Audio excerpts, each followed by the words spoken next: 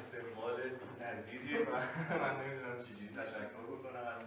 همه شما عزیزان که تشریف آوردین. خیلی خوشحالم که این جمعیتی که اینجا هست در واقع برای جشن گرفتن تولد یک آلبوم بدون کلام جمع شده اینجا، چون که موسیقی بدون کلام طبیعتاً مخاطبان خاص‌تری داره و کسانی که موسیقی بی کلام گوش می‌کنن یک درک ویژه‌تر و عمیق‌تری از موسیقی دارن. از این جهت عرض می‌کنم که یک فضای انتزاعی داره در واقع این چند بعدی بودن موسیقی و اینکه هر کس می‌تونه برداشت شخصی و ذهنی خودش رو داشته باشه از یک موسیقی بی کلام. به نظر من یکی از عنصرهای جذابیت این جنس از موسیقی هست و جای خوشحالی داره. این آلبومی که هست گزیده قطعاتی هست که در این 2 سال بنده ساختم و موسیقی ایرانی میشنوید شما کاملا، منتها با یک سری المان‌های متفاوت. یعنی سنتور رو اگر جدا بکنیم کاملا موسیقی ایرانی داره ارائه میده و در یک بستر ریتمیک و حالا با سازبندی غیر ایرانی، یعنی سازهای کوبه‌ای که استفاده شده توی این اثر سازهای کوبه‌ای غیر ایرانی هستند که حالا توضیحات مفصل‌تر و تخصصی‌ترش رو شایان جان خودش اینجا هست و خدمتتون خواهد بود.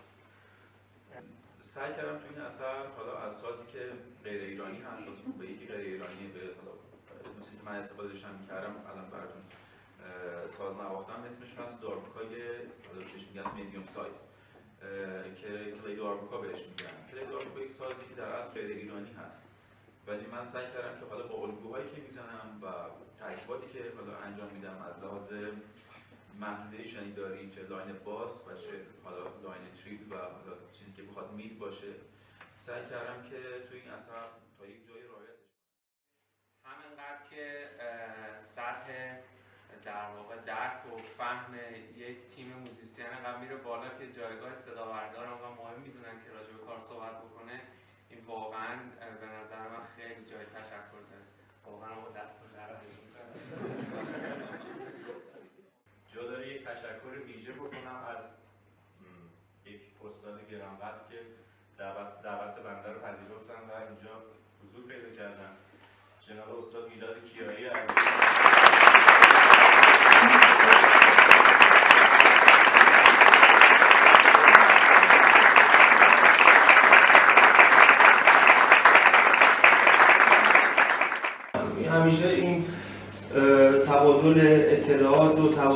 ساز زدن ها اینا باعث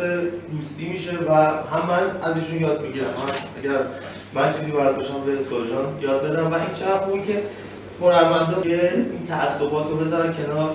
من سنتی ام، من غربی ام، من سازم عرفانی موزش عرفانی نیست، اینا رو بذارن کنار و این تعصبات باعث میشه که موسیقیمون عقب بمونه.